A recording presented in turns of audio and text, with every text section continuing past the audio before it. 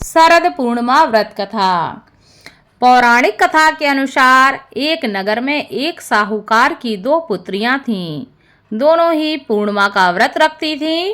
बड़ी पुत्री व्रत पूरा करती थी, लेकिन छोटी पुत्री व्रत को बीच में ही अधूरा छोड़ देती थी, जिसके कारण छोटी पुत्री को संतान की प्राप्ति में दिक्कतों का सामना करना पड़ रहा था। उसकी संतान जन्म लेते ही मृत्यु को प्राप्त हो जाती थी। जब छोटी पुत्री ने पंडितों से इसका कारण पूछा तो उन्होंने बताया कि ऐसा तुम्हारे व्रत अधूरा छोड़ने के कारण हो रहा है। नहीं, इसका उपाय पूछने पर उन्होंने बताया कि यदि तुम पूर्णिमा का व्रत पूरे विधि विधान के साथ करोगी तो निश्चित रूप से तुम्हें संतान सुख की प्राप्ति होगी। पंडितों की सलाह पर उसने पूरे विधि विधान के साथ पूर्णमासी का व्रत किया, जिसके परिणाम स्वरूप उसके यहाँ बेटे का जन्म हुआ। लेकिन कुछ समय बाद वह भी मर गया। इसके बाद उसने बच्चे की देह को एक पाटे पर लेटाकर ऊपर से कपड़ा ढक दिया। फिर वह अपनी बड़ी बहन को बुलाकर लाई और उसे उसी पाटे पर बैठने के लिए कहने लगी। बड़ी बहन जब उस पर बैठने लगी तो उसका लहंगा बच्चे को छू गया और वह जीवित होकर रोने लगा। यह देखकर उसकी बड़ी बहन ने कहा कि तू मुझे कलंक लगाना चाहती थी कि मेरे बैठने से यह मर गया। इस पर छोटी बहन ने उत्तर दिया कि यह बच्चा तो पहले ही मृत था, बल्कि तेरे ही भाग्य से यह जीवित हो गया है।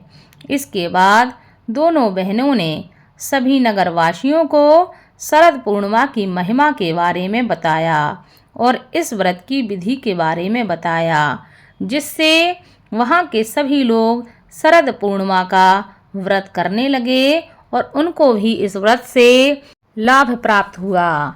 शरद पूर्णिमा का जो त्योहार है, यह माता लक्ष्मी का त्योहार है।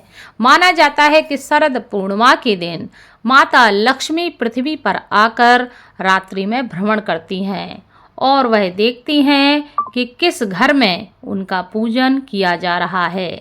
जिस घर में माता लक्ष्मी का शरद पूर्णिमा के दिन विधि विधान से पूजन अर्चन किया जाता है, वहाँ पर माता लक्ष्मी निवास करती हैं।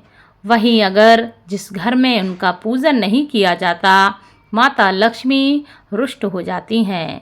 माता लक्ष्मी की कृपा प्राप्ति के लिए पूर्णमासी पर माता लक्ष्मी का पूजन अवश्य करना चाहिए। वैसे तो इस दिन चंद्रमा का पूजन का विधान शास्त्रों में बताया गया है, लेकिन माता लक्ष्मी का पूजन भी इस दिन अति आवश्यक होता है।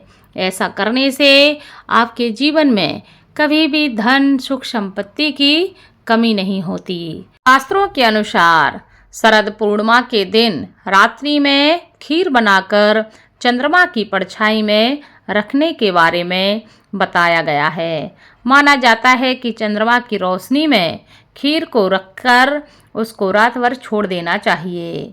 उसके बाद जब आप उसको सुबह ग्रहण करते हैं तो वह आपके स्वास्थ्य के लिए बहुत ही लाभप्रद होती है। लेकिन 2023 में शरद पूर्णिमा के दिन चंद्र ग्रहण है, इस वजह से इस बार ऐसा होना संभव नहीं है। या तो ग्रहण समाप्ति के बाद आप चाहें तो खीर बना सकते हैं, नहीं तो उसके पहले खीर बनाना आपके लिए शुभदायक नहीं होगा, क्योंकि अगर आप पहले खीर बनाएंगे तो वह चंद्र ग्रहण के दौरान दूषित हो जाएगी। इसलिए आप उसके पहले खीर ना बनाएं। आशा करती हूँ आपको यह कथा और उसके साथ थोड़ी सी यह जानकारी अच्छी लगी हो, तो प्लीज़ हमारे वीडियो को लाइक, चैनल को सब्सक्राइब और वीडियो को ज़्यादा से ज़्यादा शेयर अवश्य करें। धन्यवाद।